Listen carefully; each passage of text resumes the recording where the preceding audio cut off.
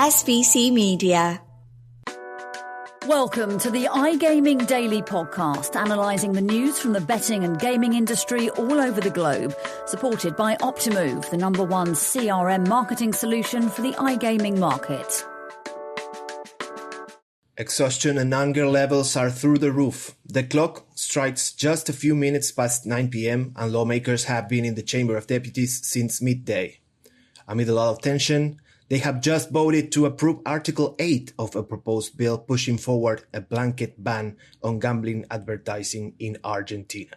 Welcome to iGaming Daily. I am your host for today, Fernando Noodt, senior business journalist for SBC Noticias, and I will break down this shocking news coming from Buenos Aires together with no other than the boss, Lucía Gando, editor for SBC Noticias. Lu, how are you? Hello, Fer. I'm good. We have, as you said, shocking news from here.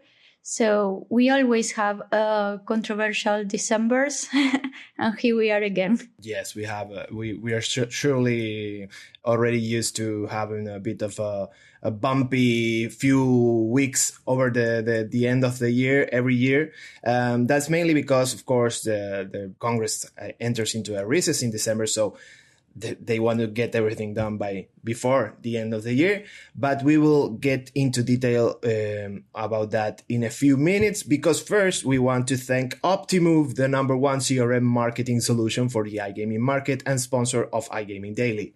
As a special offer, Optimove are offering new clients a free first month when they buy Optimove. For more information and claim the free month, go to optimove.com/SBC, and we will leave, of course, links down in the podcast episode description so you can find them easily. And now back to Buenos Aires, where both Lu and myself are based. So we are very aware of what's going on, or how the whole ambience feels, like how the people are reacting to this news, because Argentina has certainly broken the internet like Kim Kardashian, and every media outlet after moving forward with this bill that includes a ban, like I said, on gambling advertising. So why don't you go ahead, Lu, and break down what happened on Wednesday? Yes, first of all, we have to say that the bill was introduced as an initiative to protect teenagers from problem gambling. There's been a pandemic of underage Argentinians betting on illegal gaming sites. So this is the point of the debate. This is happening, this is real, but the way that our legislators are addressing this issue is the part that we can keep questioning to see if they have the results that they are expecting.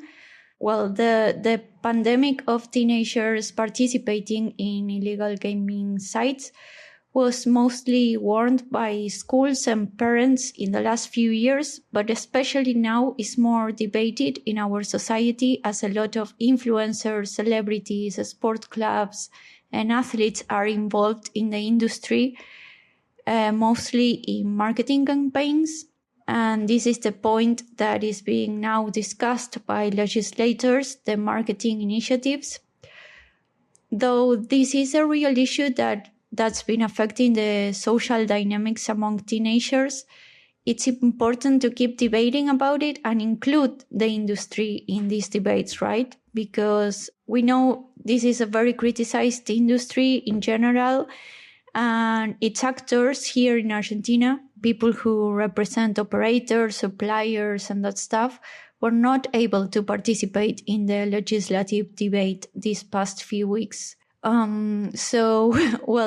had to hear a lot of nonsense in the mouth of our representatives. It was a 12 hours debate that didn't include any expert from the industry. So we have to highlight that there was a part of the debate that didn't have much information about what's going on. But the bill now has the approval of deputies, and if it was approved on the Senate as well, it would mean that all kinds of sponsorships and advertising campaigns by gaming and betting companies would be totally prohibited in Argentina as a whole, even though each province regulates its own gaming market. So that's another controversial point. And as I said, the main argument of the bill is to protect children and teenagers from accessing to gambling. And now they are pushing for an advertising ban in all platforms, internet, radio, TV, in the streets, and also welcome bonuses will be banned. The greatest impact, as we know, however, would be on the sports sector, as the sponsorship would be banned, whether they are with a club, with an athlete, with a sports celebrity or whatever. This would mean that betting brands would not be able to appear in any stadium, sportswear, or any social platform from athletes, clubs, or leagues. And we know right now that major sports brands in Argentina, like Boca, River, and even the national football team, have partnerships with the betting industry. So this would be more impact on their financial structures, right?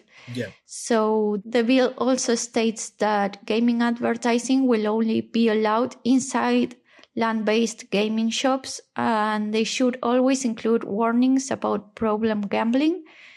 And on a later note, the bill would only allow payments with bank, debit cards, and money in virtual wallet accounts. However, it will prohibit payment with credit cards and funds from accounts linked to welfare plans.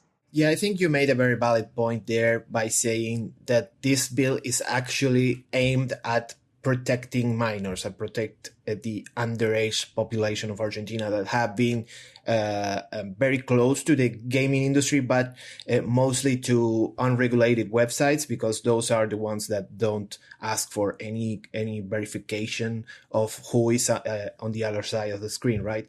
So we, of course, started the episode by talking about the gambling ban, the blanket ban on gambling advertising. But, of course, that is one article out of 52 articles that the bill has. So there's a lot of things to actually consider here, but we are putting the focus, of course, on gambling advertising because it would have a very significant impact on the gaming industry, of course, because they wouldn't be allowed to advertise anywhere but inside of the casinos and the lottery agencies. So people who are already playing would be advertised to continue playing, I guess. But yeah, there's, like you said, of course, the proposal to create a self-exclusion registry to address the payments situation. So it's a very complex bill, but probably the gambling advertising thing was the one that made the most impact in the conversation. But the government, of course, tried to block this bill. Actually, we already mentioned this in the previous episode where we made very wrong forecasts about this bill, because I personally said I didn't think this would get discussed, and this immediately got discussed. So I apologize for that. But the government tried to block this bill by making it go through several committees. And then before the session, of course, the Chamber of Deputies needs a certain amount of deputies to be sitting in their seats to actually debate the bill. And so the government party and their allies got up and left the room in order not to debate the bill. But since the rest of the chamber had agreed to actually debate it, they reached the number necessary and they had to come back and actually debate the bill. But of course, during the debate and during the vote, both the government party and their allies opposed the bill. But Lou, you said that now it has to go to the Senate. So how close is that from happening? Well, as you said at the beginning of the podcast, the senators will go to its recess on December 1st to March 1st. It's a lot of time, so it's very unlikely that the prohibition will be set before March 2025. I mean, we are 2 days away from December, so I don't think the Senate will address this bill in the agenda during these days. So we have to wait to March to see if the bill moves forward. Once in the Senate, we will see if it is approved, if it is rejected, or if it's modified. In that case, it would come back to the Chamber of Deputies and get signed by the president. So it has a long way to go still. SBC Leaders connects the gambling industry's top-tier operators and associations to share the best ideas, collaborate on solving the biggest issues, and push innovation throughout the betting and gaming industry. If you're an operator and want to join the discussion, visit sbcleaders.com for more information. Yeah, actually, over the last few hours, there has been a lot of rumors around what the government may do, because this government has already vetoed a few laws that have made it through the deputies chamber and the Senate as well, and then the government decided that those laws were inconvenient for their plan, so they vetoed them. And there has been no official word from them yet, but some journalists that cover the activity from the government house, that they are there close to government officials, have quoted an allegedly key source from the government saying that they might actually veto this bill should it make it through the Senate. But I have made my research as well and have contacted some people, and right now it seems like nobody is liking how this bill has been structured of course in the government and part of the Senate. So there will probably be a lot of hurdles for the bill in the Senate, and it probably might fail there. Even if it does have success, if it does make progress there, it will probably be severely changed, which will force the bill back to the Chamber of Deputies. So it is a big wait and see this time in Buenos Aires for the gaming bill. But of course, the gambling advertising ban is severely harsh on licensed, compliant companies that have set foot in Argentina, that have set foot in several provinces. And SBC News editor Ted Memure has reached out to Betson, and they noted their concerns about this specific push. Let's remember, Betson is in several provinces. So Lou, why don't you talk us through that? Well, we know that Betson is the main sponsor of Boca Juniors. They are also riding with Racing, which has just won a championship, the Copa Sudamericana. So big shout out to Racing fans out there, including you, Lu. Yeah, yes, of course. So, well, SBC got to talk about this bill with the leader of betting industry here in Argentina and also in Latin America in general. They stated that as a company, they support regulating online gaming markets, of course, and they believe that a robust license system coupled with reasonable and effective regulation ensures a sustainable balance between public concerns and the benefits of the industry. However, blanket bans have historically not achieved these objectives, but instead often lead to unintended consequences, such as pushing players towards unlicensed and unregulated operators. We know that this happened in Spain when they tried to prohibit all kind of advertising, and illegal gaming grew while licensed operators suffered the consequences. So Betson also said that while they acknowledge the importance of regulating various aspects of the market, including advertising, they emphasize that marketing should be allowed within clearly defined regulatory limits. And they also hope for a collaborative dialogue with the stakeholders to create a framework of well-regulated online gaming market in Argentina. As we said, in this debate, the industry should be included, right? Yes, absolutely. Specifically the compliant and regulated companies like Betson. And that's something that lawmakers said over and over again when opposing the bill. Like, this bill is actually playing in favor of the unlicensed illegal operators that actually target minors and that actually target players in the professional sports to conduct fraud in betting, to do match fixing schemes. And this the scenario of the match fixing situation in Argentina has perfectly set the context for this bill to be discussed, like to have these little things to grasp from. And I think they need to understand, lawmakers, I mean, that these are related to illegal operators. And there have been some match-fixing scandals over the last few months or throughout the year in the lower divisions of Argentinian football, but the top flight has also been targeted according to local media over the last few days and weeks.